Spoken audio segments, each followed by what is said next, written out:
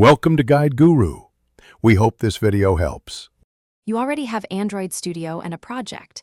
Now start by opening the project view so you can see res/layout and res/xml.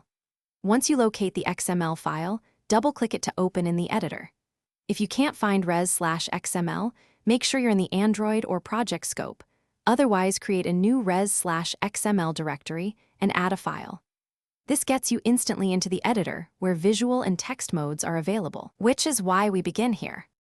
Once done opening the file, choose Text, Split, or Design. Text gives full control, Design shows visual layout, and Split shows both. Use auto-completion and lint to avoid mistakes. Press Alt+Enter for quick fixes.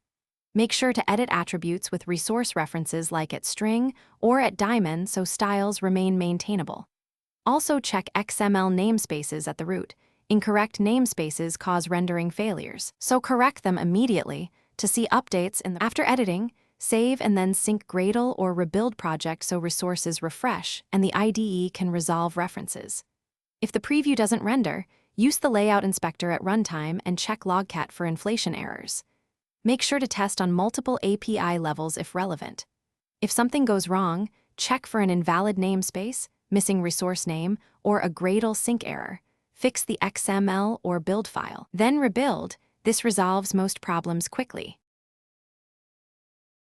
Thanks for watching. Consider subscribing if we helped you today.